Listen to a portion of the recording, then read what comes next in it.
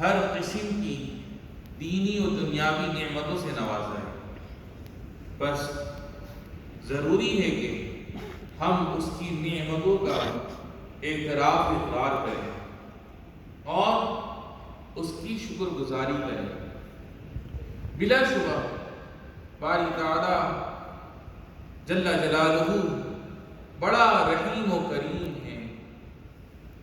وہ خود فرما رہا ہے ان اللہ لذو فضل علی الناس، یعنی بے شک اللہ تعالیٰ لوگوں پر بڑا فضل کرنے والا ہے۔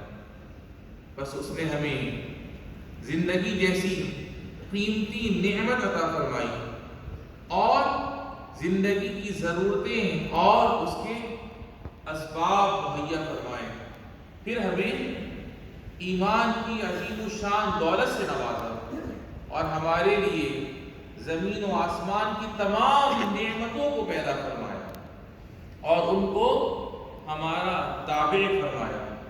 الحاصل رب ذوالجلال والاکرام ہم کو بے شمار ظاہری و باطنی نعمتیں عطا فرمائے۔ خود اسی کا فرمان ہے واللہ ذو الفضل العظیم، اور اللہ تعالی بڑے فضل و کرم والا ہے۔ اللہ کے فضل و کرم کا اعتراف و اقرار انبیاء کرام علیہ السلام کی خصلت ہے۔ چنانچہ حضرت سلیمان علیہ السلام نے نعمت الہی کا اعتراف کرتے ہوئے عرض کیا تھا ھذا من فضل ربی، یہ میرے رب کا فضل ہے۔ اسی طرح ہمارے آقا سید الانبیاء صلی اللہ علیہ وسلم اللہ کی خوب حمد و ثنا کرتے تھے اور اس کے فضل و احسان کا یوں اعتراف فرمایا کرتے اہل النعمت والفضل، یعنی اللہ تعالی نعمتوں والا اور فضل والا ہے۔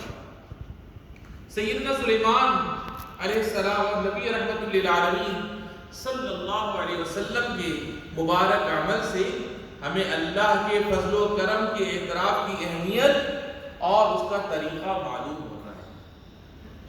عزیزان محترم، باری تعالیٰ جل جلالہ نے ہمیں حکم دیا ہے کہ ہم اپنے محسنین کے فضل و احسان کا اعتراف کرتے ہیں اور ان کا شکریہ ادا کرتے ہیں۔ اس سلسلے میں سب سے زیادہ حقدار ہمارے والدین ہیں۔ یقیناً ہم پر ان کا بہت بڑا فضل و احسان ہے۔